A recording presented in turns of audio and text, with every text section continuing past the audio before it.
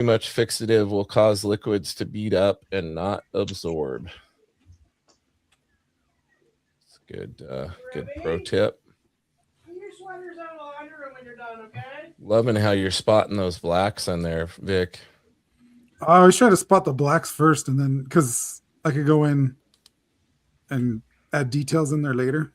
Yeah. I'll spot your blacks. Oh, the silky smooth voice of Sam McClurg, ladies and What's up, gentlemen. Sam? Amazing. He's surprising us. He stopped in. I thought I was going solo. Yeah, Good to I see you, made Sam. it. I made Good to it. hear you. Appreciate you being here. Well, you've been busy lately, huh, Sam? Yeah, not gonna lie. I was able to finally chill a little bit today. But with that being said, I got to get rolling tomorrow. I have a bunch of shirts I got to get made up for Heroes Con. I'm doing exclusive T-shirts for the con. Nice. So I got Did those you designed up. did you have to run that by them, or are they just cool with people? Yeah, I would doing assume their that. thing. Yeah, I would assume that they really wouldn't give a shit. I mean, everything that I did in terms of the T-shirt, it's all like modified. You know what I mean? So it isn't like the exact logo. So I don't think they would really care in that respect, to be honest with you. Well, at some point, it's like free advertising for them too. Yeah, and to be honest, I'm every exclusive and whatnot typically would say on there anyways that it's a Heroes Con exclusive and whatnot. So yeah. Vic, you're killing it, man. Oh, yeah, I really like that one, Vic. Yeah. Really? No, though. Like not playing around. Like I saw John. I forgot who it was. Your Punisher. You drew him really big, and I was like, you know what? I haven't drawn anybody like big like that, and I couldn't think of anything, and I didn't want to do Absolute again. Yeah, Absolute's kind of becoming too obvious as far as that. Yeah, that Punisher was fun. I had fun drawing at that show actually because I was mostly drawing. Yeah, how did that go? Nobody was coming up to the artists that were working or the cartoonists that were selling books and stuff because it was all original art, like Jack Kirby stuff, Frank Miller. So I didn't really stand a chance, but I got a lot of drawing done and had a couple. That's awesome. Like one, 2 commissions. Nice. So that was good. But I sold stuff on Comic Art Live while working there, so that was good. That's cool. Yeah. Yeah. Oh, yeah. It paid for the parking, the New York City parking. Yeah, there you go. Well, I finished that Punisher piece that I was working on last week too. Oh yeah. Yeah, that was awesome. Yeah, that turned out good. Yeah, I have it right here. I'm gonna get it scanned tomorrow, but nice. So cool. You reworked the face a little bit, didn't you? A couple different times. Yeah. It went from stoic Punisher to I went to angry Punisher to stoic Punisher to back angry to big lip Punisher to back to angry Punisher. There you go. So did you guys see the new Punisher thing that they did? I haven't watched it yet. Yeah, it was pretty cool. Oh, the show? Yeah, I liked it. I enjoyed it. Yeah. Well, it was tough because normally I watch that stuff and I wait to watch it with my wife, but when she saw the trailer and the thing with the dog, she's like, nope, not watching it. Yeah, that was rough. Yeah, so I haven't seen it yet. I was like, oh, they're going full John Wick. Okay. Yeah. Yeah, they totally go full John Wick on it. Yeah. So it's like, all right, well, he can kill everybody now. Full permission. Yeah. Yeah, I heard it was good though. Yeah, it wasn't bad. I liked it. I enjoyed it. I saw a thing with John Bernthal where he was showing they were showing all the different panels that from the Punisher Max stuff. Oh yeah. That's what I'm rereading right now. Actually. Yeah, that they pulled a bunch of the shots from, I guess. Yeah. So that was kind of cool. Well, and then I liked the whole it was good that callback was because it was such a great that series was such a great series too. Yeah. And so it was a good callback to go there and to get that. The only, I mean, my only no spoilies. I haven't my seen only it thought yet. was that I won't get any spoilers. All right. Because I felt like where the Punisher, the last time I saw the Punisher prior to that, I felt like it felt a little bit not quite where I thought he would be emotionally. Right. Yeah, I think it was something that happened in the Daredevil series, but I didn't finish that yet. Yeah, no, I the way it ends in the Daredevil series with him, that was that where at the end of season 1, because that's where that was. Yeah. It was he left after kicking the butt of the hit squad, the Kingpin's hit squad. Right. And then he takes off from that, and he's completely angry, pissed off. Yep. And when we find him again, it kind of feels it feels like we lost some of the character development we had gotten during that short little bit right. of the Punisher series. Yeah, and so that was my only complaint. Other than that, it was full on John Wick, some of the best action I've seen in a long time. Really awesome.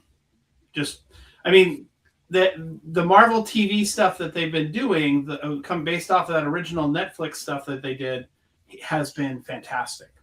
Yeah, I like it better than the movies lately. Yeah, I mean, it's just fantastic, and both the Daredevil series and that Punisher show was right on, just awesome. I don't know how to say it the other way. It was just amazing. Really enjoyed it. Wicked awesome. Wicked awesome. Wicked cool. Wicked cool. Awesome.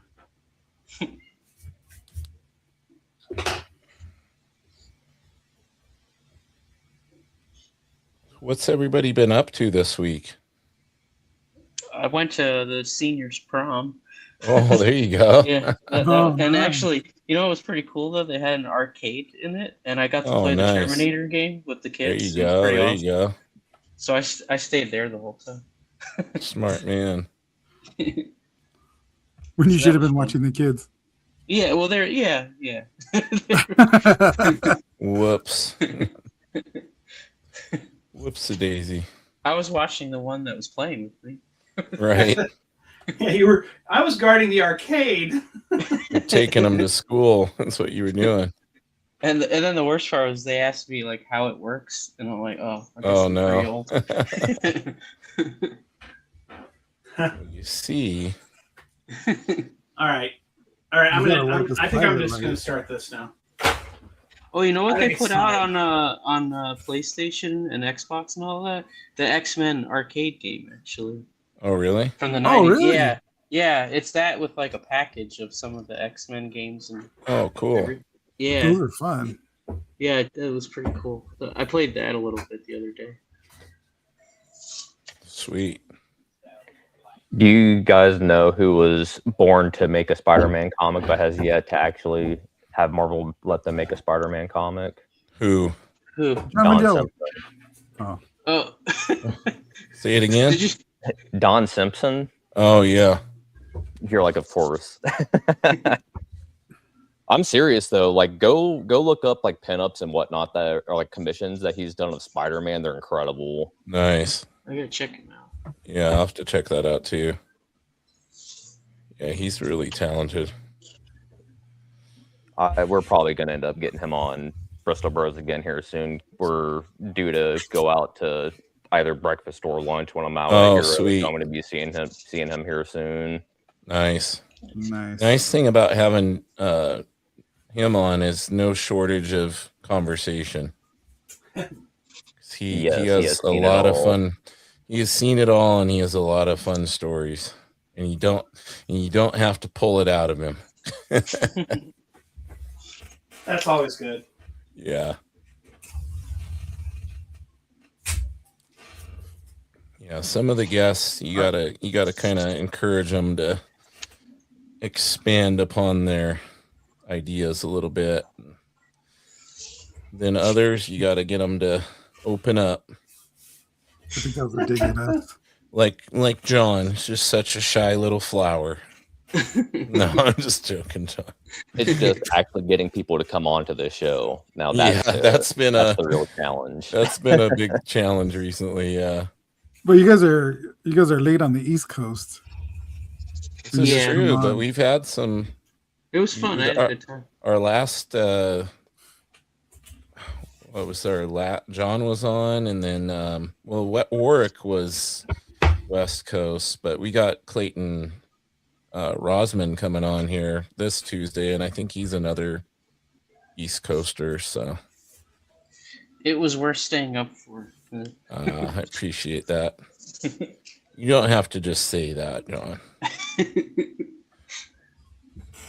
You won't hurt our feelings too much. No, I never lie. Yeah, that's the whole idea. Crazy look on his face. My idea with this was that he's kind of like that scene in the Dark Knight where Joker's, holding him and asking him, "Do you want to know how I got these scars?" So like looking at him. I was gonna put like Mark in the foreground or something here with him like holding his face and looking down at him,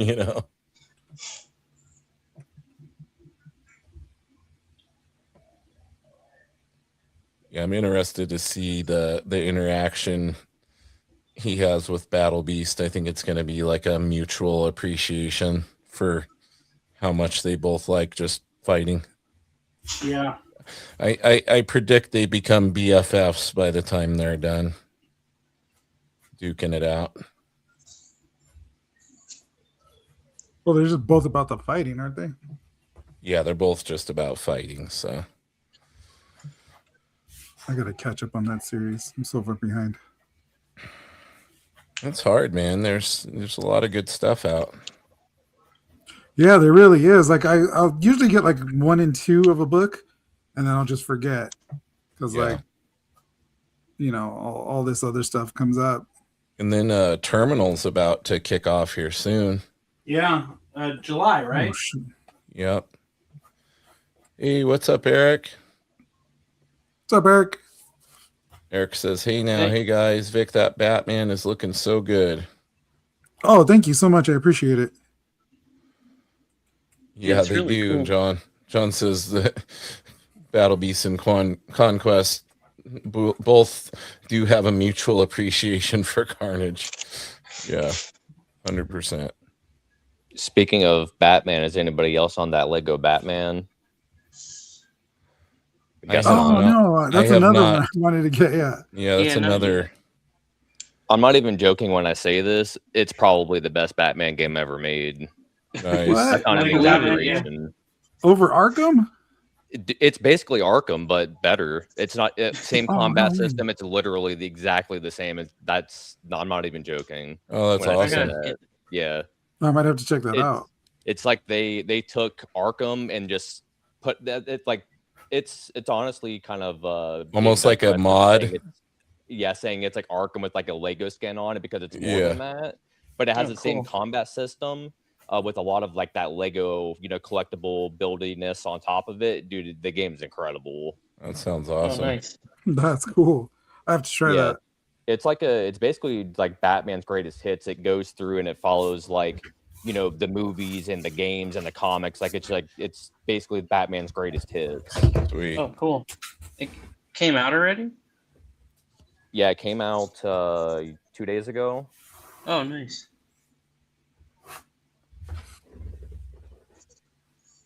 Yeah, I'm behind on everything.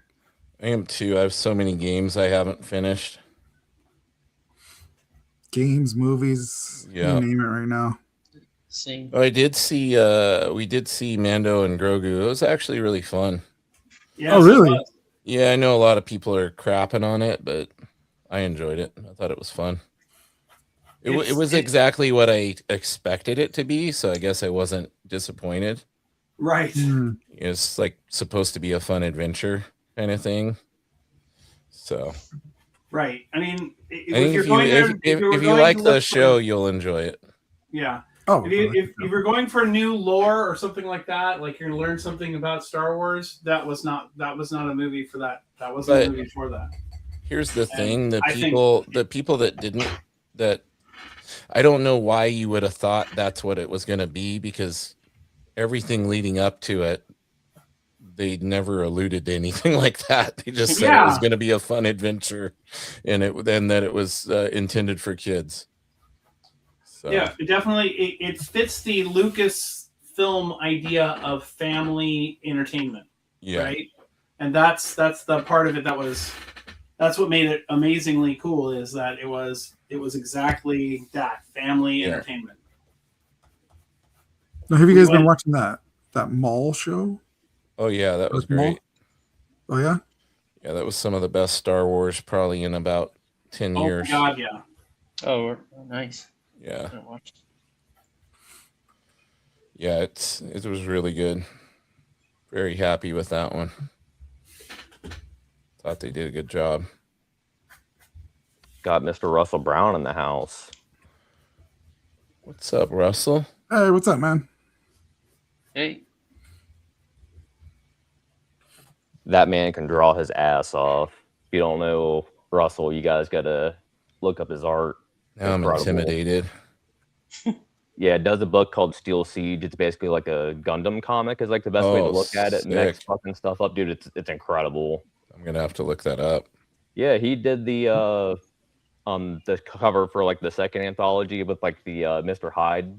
Oh yeah. And then he did the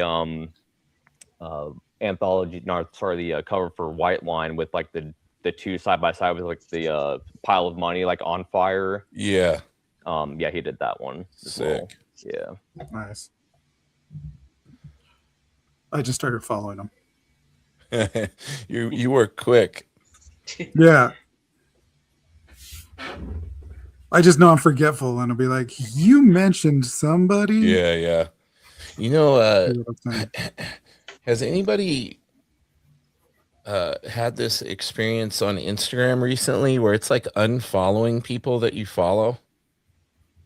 Like there's been numerous artists that I know I've been following forever, and then all of a sudden they're popping up that like recommendations, and that I'm not following them. It's bizarre. It's happened with like probably 4 or 5 different artists now that I know I've been following like for years. I know I've been getting like following of people that I'm like, why am I following this person? Well, I mean, that's a known issue, because some of the, like, there's a area you can go into in the settings where there's basically like a hidden setting that tells it can follow people on your behalf. Oh. So unless you turn that off, it'll do that sometimes. It'll like follow accounts. And I have that shut off, but I've never adjusted anything telling it to unfollow people on my behalf. So it's kind of weird. I don't know what's going on. A little fun fact for you, James. I don't know if you knew this about me or not, but I used to freelance write guides for IGN like 10 years ago. Oh, nice.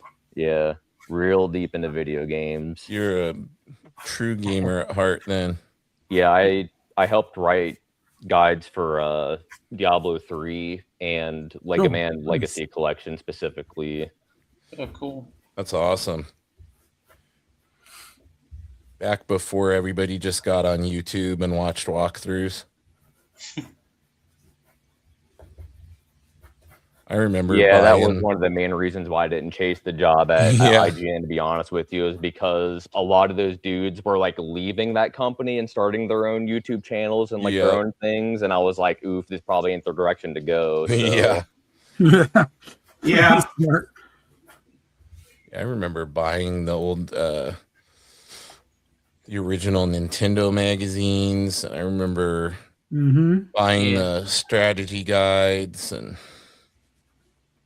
Then you couldn't pass the game. You're like, man. Yeah. Oh, I remember I remember my folks calling the Nintendo hotline where you could have the game expert get you out of the spot you were stuck in. Yeah. Yeah. I remember doing that on the first Zelda. My brother and I would prank call that hotline all the time. somehow I'm not surprised.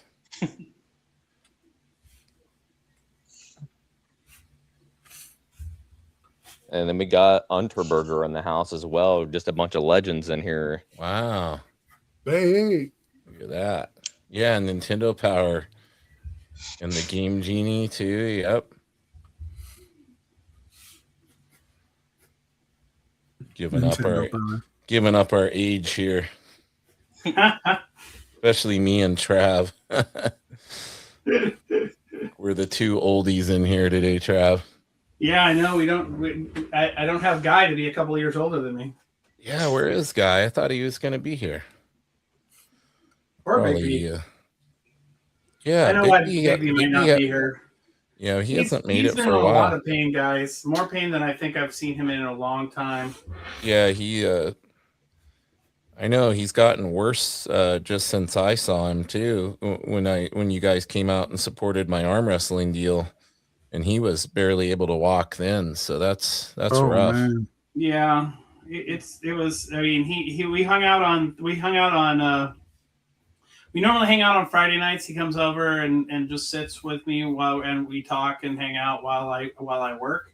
Yeah. And then and we do things like list comics on eBay or stuff like that. And right. He came over on Thursday and we just because he had an appointment on Friday, so we just didn't. And anyway, so yeah, he was pretty bad that day too. So. Did they determine is he going to need surgery? Well, I think the answer is yes to that, but yeah, it's since it's I don't know how much he would want me to share. Yeah, you can. So I mean, it's complicated. Yeah, it's complicated, and the people who are involved are being cagey and crappy. Sounds about typical for the healthcare system and. Yeah, whatever else he's dealing with. Yeah, it's not really a healthcare system issue. Work. Yeah. Yeah. And I don't know how much I should say because it's that's all good. We can fill in the blanks. Yeah. Well, I hope he gets some relief soon. I do too. That's no fun. Yeah. Hip and back and all that crap. Not fun. No, not at all.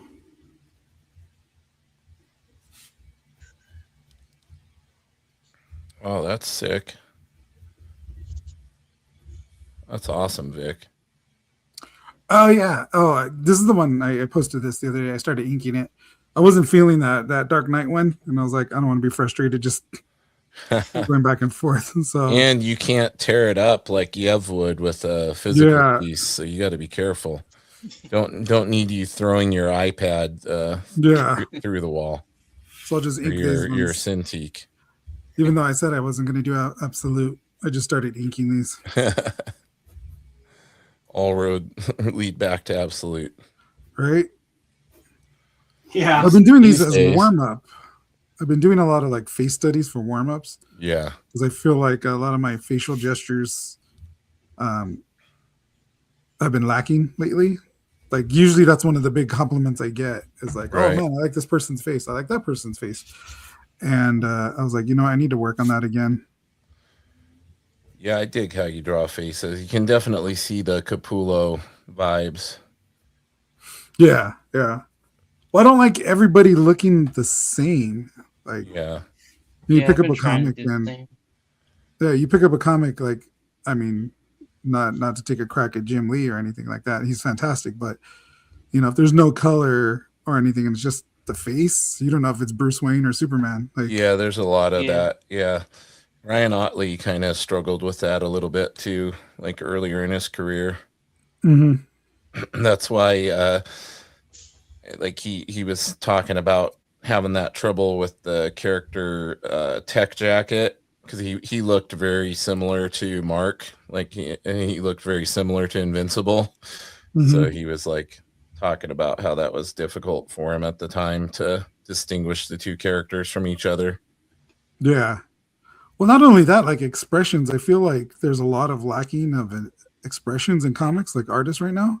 Yeah. Like somebody's supposed to be shocked, and it's just like the rest, like the eyeballs, they make the eyes bigger, but the rest of the face looks doesn't unfazed. change. Yeah. Yeah.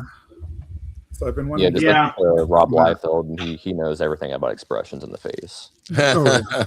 Well, and I mean, that's why on that Punisher drawing, why I reworked the face so many different times. I just could not, I did not like how it just didn't feel right no matter which way I went around it until I finally whited it out and redid it. Right. Yeah. And had to go in and get the detail that I was looking for. And the old Joe Kubert quote, if it looks wrong, it is wrong. Yeah. That's so true. Yeah. I'm throwing things on the floor. I hear that. Yeah, you're getting frustrated. It's all right. I was erasing and my table shook and my glue stick fell off. Oh, I hate that. Yeah. My desk does not have suitable surfaces for keeping stuff on it. You dropping stuff. John Apple says, as much as I love Michael Turner's work, all his women look the same to me, except that they wore or what they wore. Yeah, totally. Yeah. There's a lot of artists that applies to, especially when it comes to drawing women. Yeah, definitely. You certainly have a distinct style. But yeah, you gotta learn how to cartoon and do caricature and all of that. Makes a big difference. Yeah. Yeah, it really does. Like not making everybody like so perfect too, like having variation and asymmetry. And I was just watching Primal, the cartoon, and the expressions in that were so good. I'm like gonna copy some of that. Nice. Is that the cartoon with that caveman? Yeah, and the dinosaur. Yeah, I've always wanted to see that. I never. Yeah, I never actually watched it either, but I always like the drawings. But it's good. Story's good too, and it's mostly silent. I haven't seen a cartoon that didn't have some kind of character singing in it in a while, so. I know. Oh, jeez. No, it's awesome. It feels great, really good. That's cool. So I don't bring up shows I watch, and I'll be like, "Hey, have you guys seen the new Super Kitties? That's a good show. You seen Super Kitties?" Sam probably has. I'm obsessed with Powerpuff Girls. There you go. See, low key, probably like my top 3 cartoon. It's a good show. It's incredible.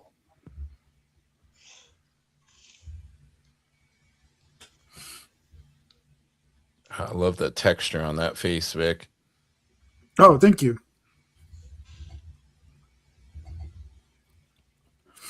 It's funny because I ran out of room for Poison Ivy. Yeah. But I was like, I think she dies at the end, or like she's like. I don't think she's dead, but strand or something. Like they find something, so they put her in a potted plant because I don't have room. She's a little twig. She's like a little baby Groot twig. Yeah, exactly what I was thinking. Well, I mean, the question really comes down to it: is she actually alive? That's the other. That's true. Question about the character. I mean, if what we call life in the current world, what would she really be alive? Plants can feel pain, Travis, and they talk to each other. This is true, that's why we care for. Or so they say. Yeah. Actually, those experiments they did are really interesting. They are. Yeah, it's pretty cool. Where if they played angry music for them. Shyamalan's movie wasn't very popular, but yeah. Or they did the thing where they would like yell at the plants and treat them poorly, and they would like die, and then they would talk nice to them, and they would thrive. That's crazy. Yeah. Yeah. That's probably a lot of it comes down to energy. Yeah. So plants are like comic book artists. Yeah, exactly. There's sound. Plants are like comic book artists. They ask you to critique their work, and then when you do, they wilt and die. They wilt and wither away. No, I didn't want you to be that honest. I wanted you to tell me how great it was. You So boys want me to there's get up? always. Oh, sorry, ahead, Sam. Oh, I was gonna say the first convention I ever went to, like when I was younger, was San Diego Comic Con, and in San Diego they have like an upstairs area where it's all portfolio reviews. Mm-hmm. So you sit up there all day, like you sign up and you try to see who can see your work and stuff like that. And I'll always remember because it was like the first experience of like this guy getting his portfolio review, and then him like walking away, like you could totally tell like they were just like you don't have it. And then like I think it was his girlfriend probably was like talking to him, and like you're just sitting there, so you're bored and nosy, and I'm watching. And I'm like, oh man, that poor guy got ripped up. He looks like he's crying, and then the girlfriend comes like storming back. The editor's already in another review. Yeah, and this girl comes storming back and was like, "How effing dare you?" And do you know how good he is? And I was like, that's a opposite of a white knight. What would that be called? Yeah.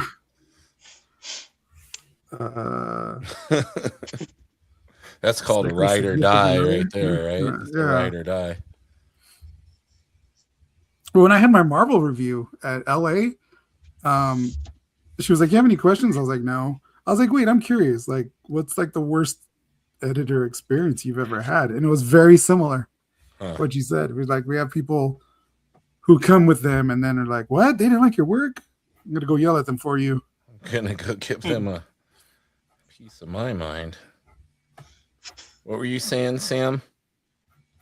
Oh, I was going to ask you if you wanted me to get all philosophical about making mistakes in art. Absolutely. Of course. So somebody that I'd actually recommend to watch that I watch pretty religiously is Adam Savage, actually. Oh, yeah. Yeah, he does a lot of like just advice talks and everything like that. And I'll sit and watch him while I draw and whatnot. Yeah. But he had mentioned that, and I kind of agree with him, but he had mentioned that you kind of have to look at your art similar to science, that it isn't necessarily like you should look at it like a failure. It's just a set of results that you weren't looking for. So then you just, spin up the project or spin up the test again and then get the set of results that you're looking for, rather than trying to look at it in a negative aspect. Right. Yeah, it makes sense. Yeah, I feel like the mistakes are what gets you to the good stuff. Yeah. You learn about yourself. Well, I always feel like the guys that are, I want to say, overly confident, or like, you see them on a live stream and they're like, "This is how I do this, and this is how you should do it, and this is why I'm so awesome." They're the ones like with the most flaws to me. Yeah. In my opinion, is because they're not taking a step back and being like, "Well, I could have done this better. I could have done that better." Like every piece I do, like I step back and I'll be like, "Oh, I should have done this. That could have been better." It feels like with those guys, it's not actually about the work. It's about like, I don't know, fame, I guess. Yeah. Or just having that presence of like, yeah, like you're without flaw. Yeah. Boys, we have a legend in the house. We got the one and only Guy Dorian Sr. There he is. What's up, Guy? Hey, Guy. Hey, Guy. Hey, man. Hey, what's up, guys? I was sorry. I was working. I have deadlines for Tuesday, and had to get some things done. And I was like, oh crap! Look at the time. Jeez. No worries. You're here now. Yeah. It's good to see you guys. Good to be on here. I hope you guys are all doing great. Good to see you, buddy. Hope you're having a good weekend. Sounds like you're staying busy. Yeah. I got a lot of designs and in the toy industry, comic industry, all kinds of stuff. The usual. A lot of stuff you can't divulge the details of, I'm sure. Actually, none of it. So that's why I'm creating some kind of weird monster right now. I was like, oh crap, I can't say anything. I mean, that's kind of your go-to, the weird monsters. Well, yeah, I that's my thing. I love monsters. Who doesn't love monsters? I mean, come on. Monsters are cool. They're so creative, you know. There's probably something that looks like every monster that any of us designed somewhere in the water or somewhere. You know what I'm saying? That's what makes it. That's definitely what makes it in the water. Right. That's what makes it so interesting to think about. You know, it's like, man, I'm probably just recreating something that's already been created. Yeah. Anyway, it's good to see you guys. Good to see you. Then when too, it surfaces, buddy. we could blame Guy. If we what? When it surfaces, we could blame Guy. When it surfaces, yeah. That was him. That's okay. I'll take the blame. I'll say, yeah, I discovered that thing. He Damn right I manifested did. it. Yeah. Oh, that's even better. I manifested it. Yeah. That's going to be the next big theory. Oh, we're all manifesting everything, and that's what's really going on. Oh, that's been around forever. Yeah, I was going to say that's old news. Theory, man. Damn it! Damn you all to hell. Okay. Yeah, that's a theory that's been around for quite some time. Yeah, well. Anyway, yeah, tomorrow's my anniversary. My wife and I are our renewal of vows anniversary too. Oh, so I got sweet. Oh, nice. Oh, nice. Happy anniversary. Happy Thank anniversary. Congrats. Thanks, man. How many years now, bud? Married or renewal of vows? Together. All together. How long have you guys been together? 30. Take a minute. 37, 30, 38 or 39 years. Okay. 38 or 39 years, something like that. Oh, nice. She would be able to. Congrats, man. She would be able to drop that number instantaneously. Yeah. Sorry, guys. The recall. She would have been like, this many. Yeah. This many days. This many minutes. Yeah. Well, you know, it's like it's weird. Once I saw my wife, I was like, oh man, that's somebody so different. She was quirky and different, and I was like, yeah, that's what I need. Not the same old. You know? Yeah, I felt the same way. Yeah. Somebody who takes you for all your greatness or your flaws. Yep. Yeah, and somebody that, you know, they're you each fill in each other's gaps as far as the puzzle pieces, and the qualities that you lack they have, and vice versa. So you kind of make a complete 100%, person, you know. That's right. 100%. Well, I told this story on the when I was on with you guys on the Bristol Bros. Yeah. Tuesday on YouTube at 10. Vic is going into the elder zone over there. Yeah. When I met the life hostage, like everybody had been like, "Oh, your artwork is so awesome," and like I kind of started to fall for that. Like, "Oh, I guess my artwork is awesome," and she was like the rare person going like, "Yeah, it's all right." And she collected books, so I was like, "What? No. People have been saying that's awesome." Yeah. So it changed how I approach stuff, because I had somebody now, because I didn't have a group of people like you back then. Right. You know, that I could just be like, "Hey guys, what do you think of this?" Yeah, you got to find people that are honest with you and aren't just telling you what you want to hear. Right. Yeah.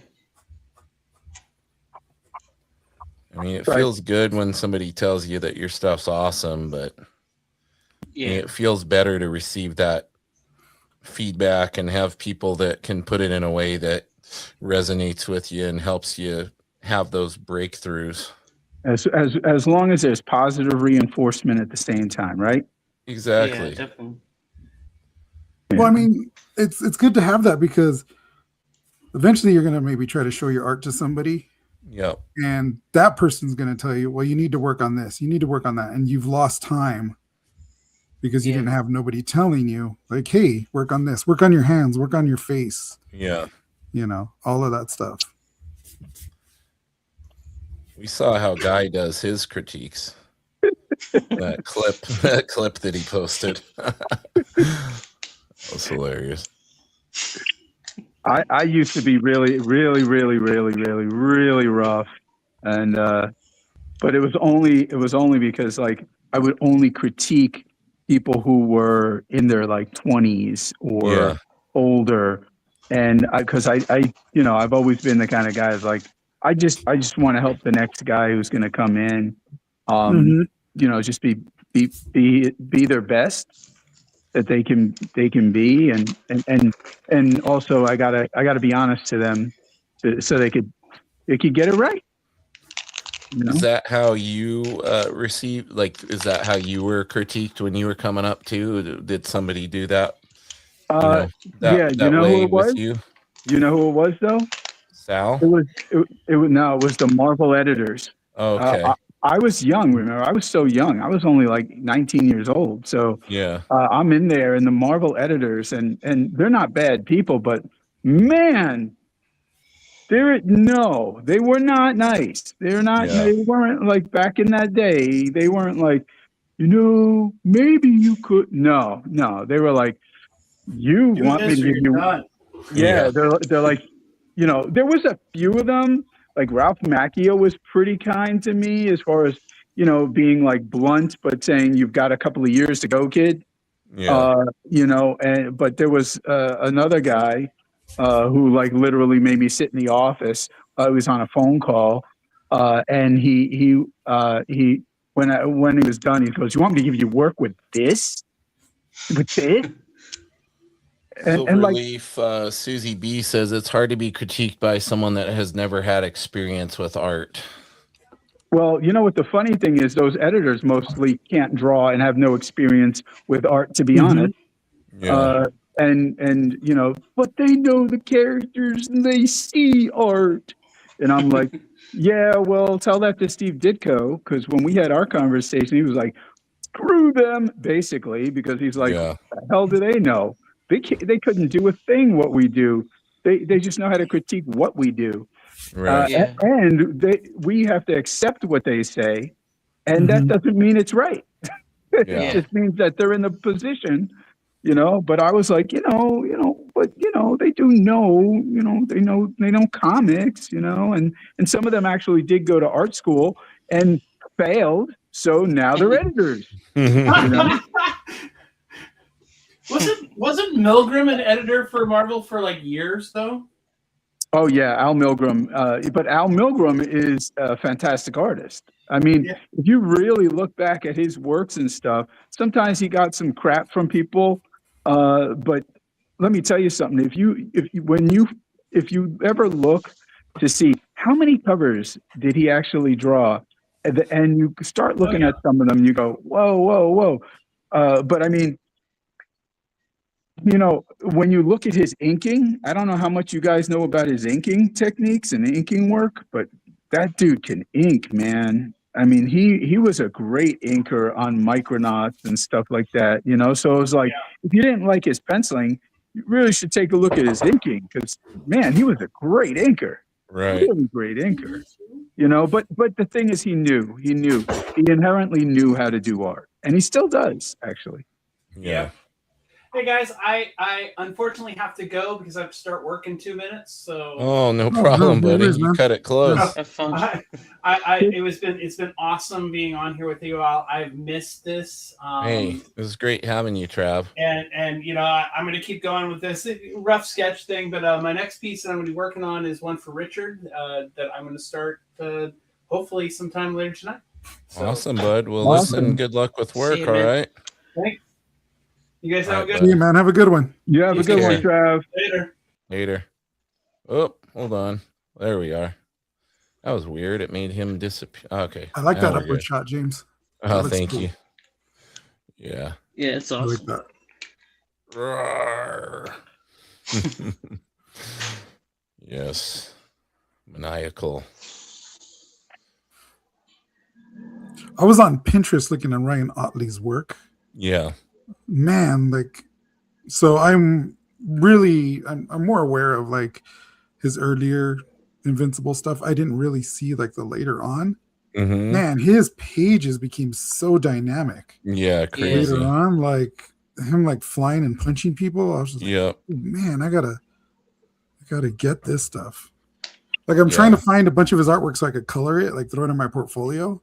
Oh, that'd be cool. And then I just went down the rabbit hole of his artwork, looking at his Right. line art, and I was like, what was I here for? Well, and if you ever find some of his older like personal stuff, it's crazy how talented, like he can do realism too, which a lot of people really? don't. I didn't see. Dude, like fully like portraits, like grayscale rendering, like you name it, he can do whatever. I gotta find that. Yeah, he's insanely talented.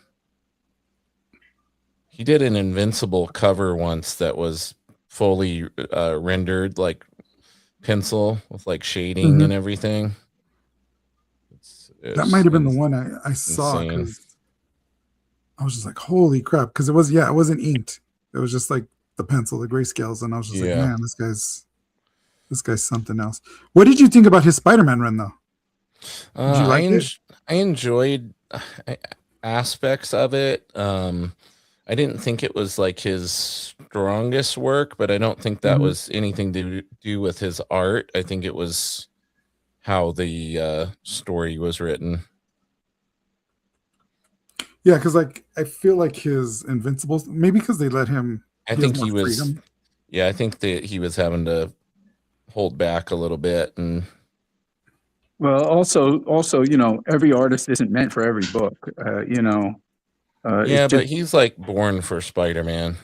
Yeah, his Spider-Man looked cool, like his poses and everything. It was like the something page, was missing. Yeah, like the page layouts and stuff. It was almost like he was being restricted. I think I felt like he felt like he opened up more when he did Hulk. Oh yeah, that felt more like him. That was awesome. Well, I mean, I can see what you're saying, because I mean, because certain writers will write what you're drawing in the panel, and you're not stuck with that though. I mean, most writers are like, do what you want, right. And hopefully they say it the way I just did, but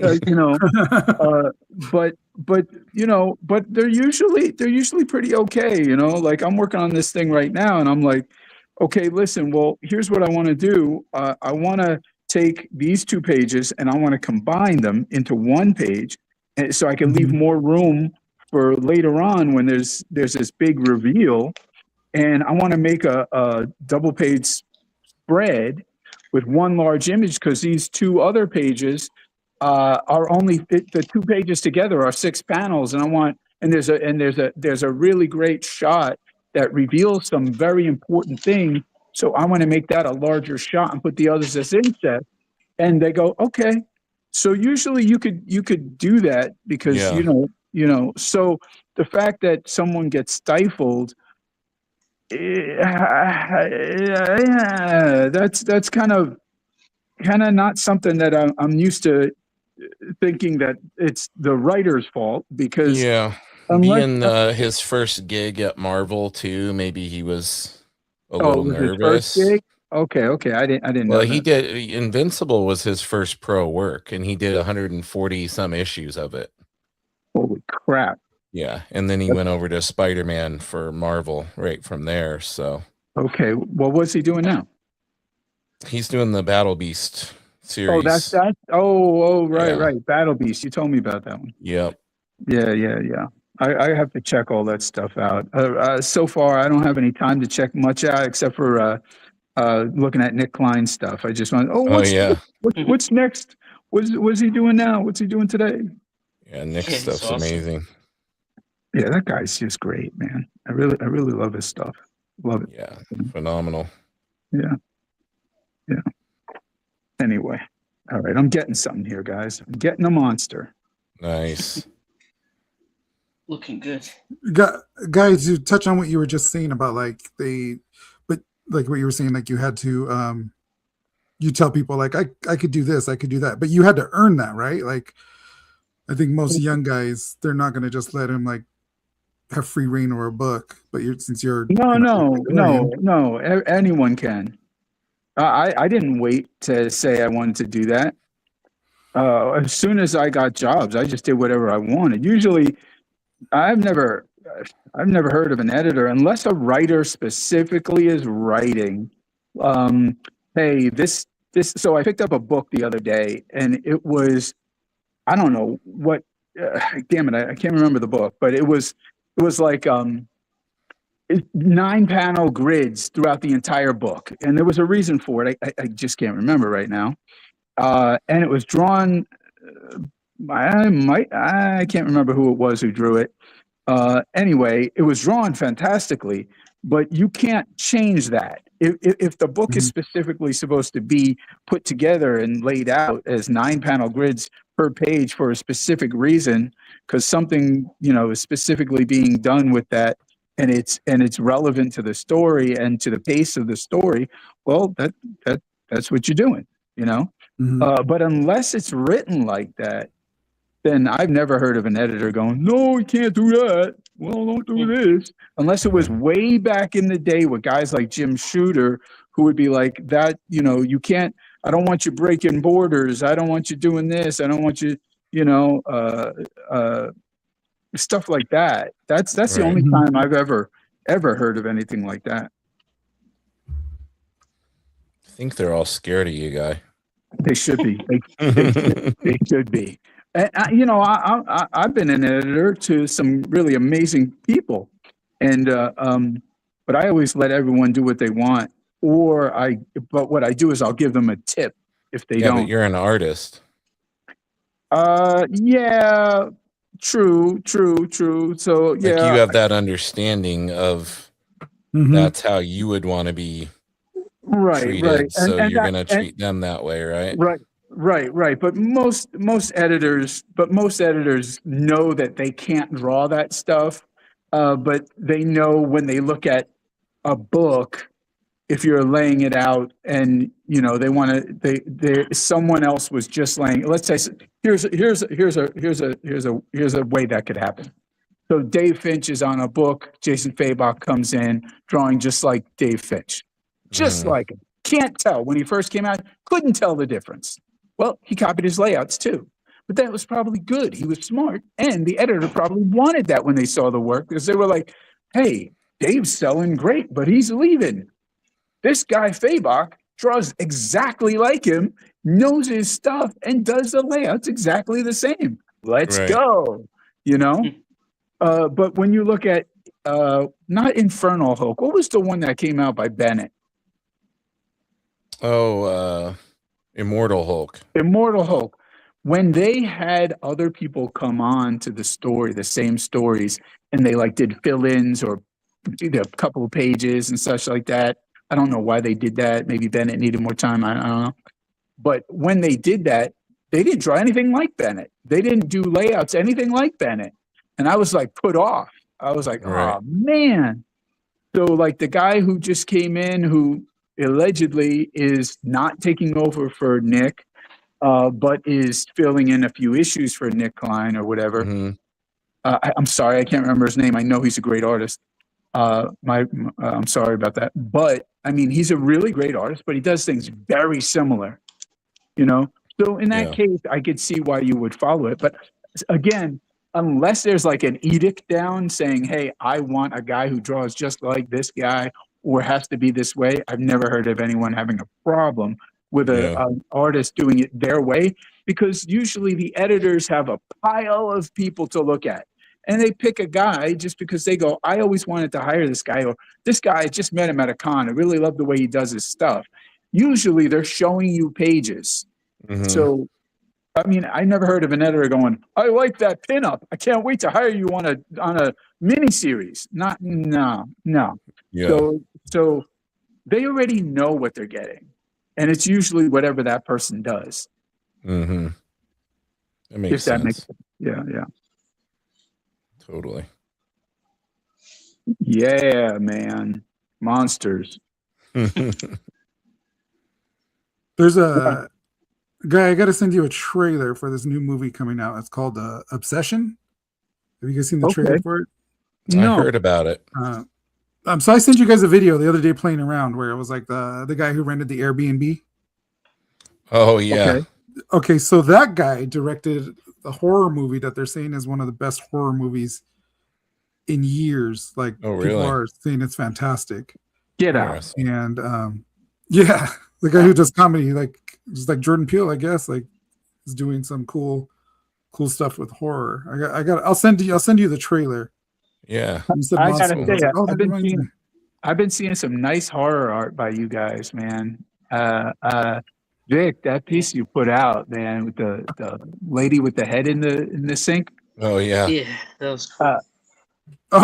Lady Killer. Yeah, that was crazy good. And it reminded me. I did Bill Sienkiewicz and I worked on a story for John Carpenter and Sandy Carpenter on a book, and I remember it was like all these deaths that happened, and one was a woman in a sink, and she had her hand ground up in the garbage disposal.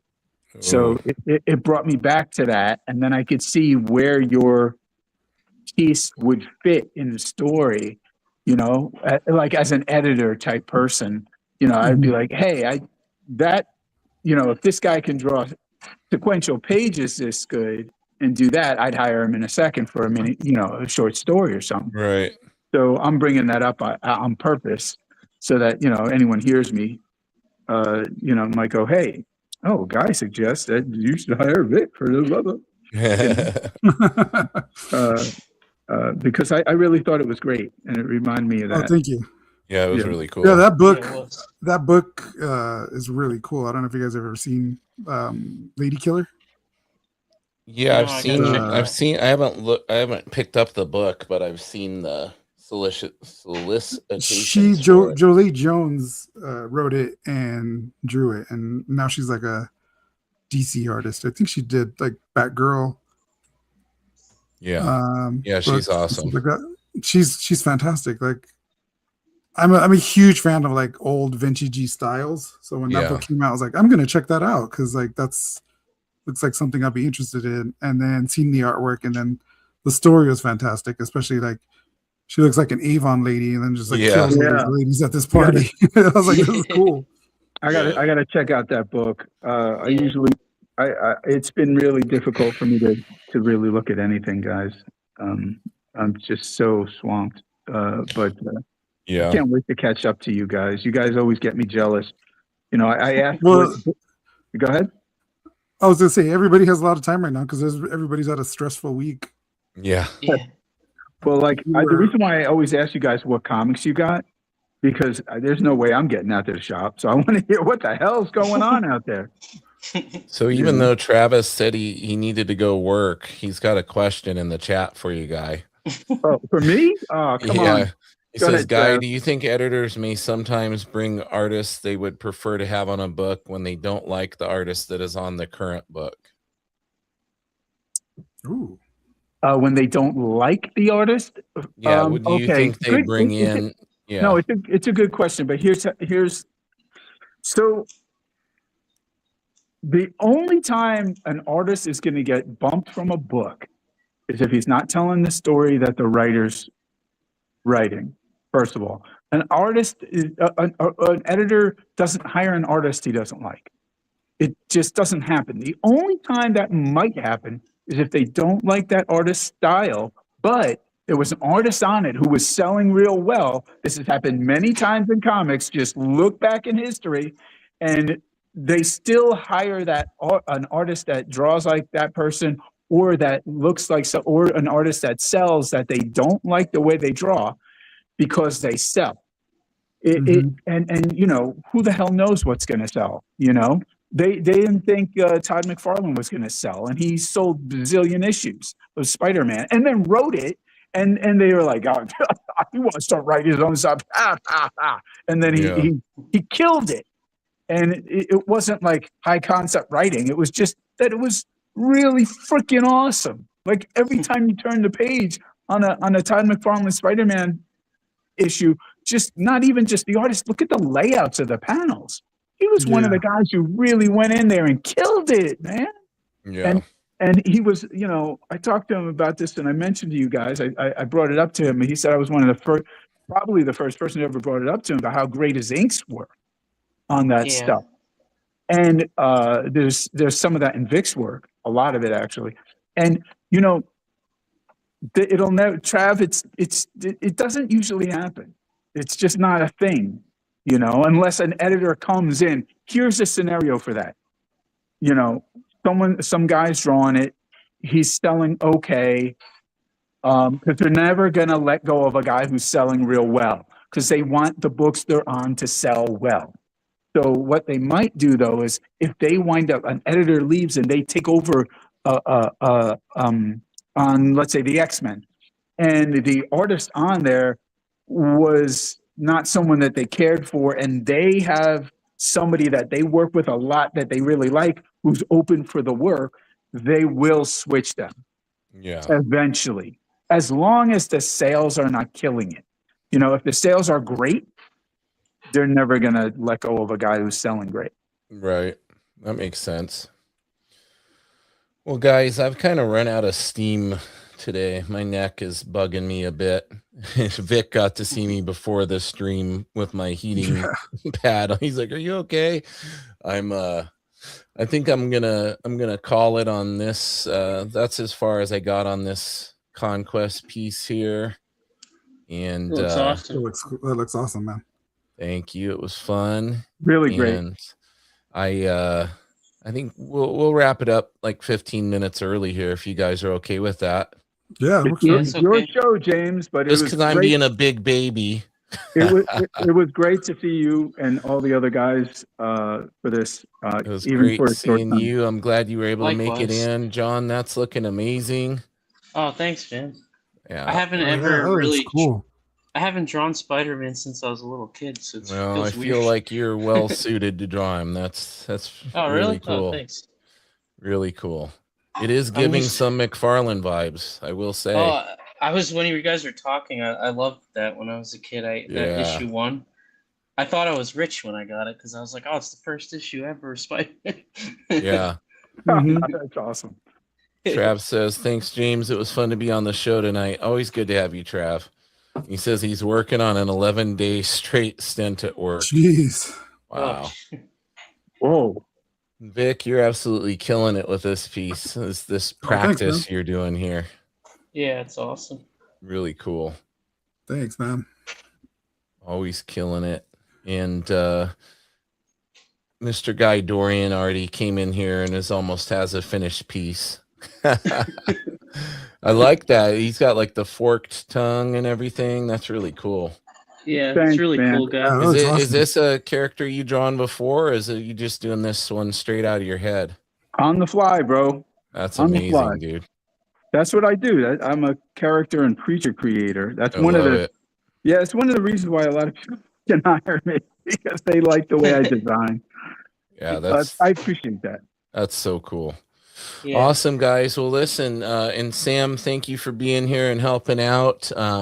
Guys, always appreciate you being in here watching, and always enjoy having everybody on the stream and the chat and everything. Make sure you tune in next week, Sunday. I'm going to work on getting some special guests on here again. We haven't done that for a while. Make sure you tune in to Sam and I on Bristol Bros this Tuesday. We're going to have the awesome writer Clayton Rosman on. Make sure you guys do the pre-launch for Sam's Kickstarter. It's going to be launching on June 3rd. We're actually going to do a launch party, a pre-launch party on Bristol Bros on June 2nd. And if you guys want to get each week's episode of Nerdy Musings 48 hours early, you can support on patreon.com/nerdymusings. In the meantime, everybody have a great rest of your weekend, and we'll see you next week. All right, guys, take care. All right, night, everybody. Bye. Later all. He's ruining our stream with it now. Yeah.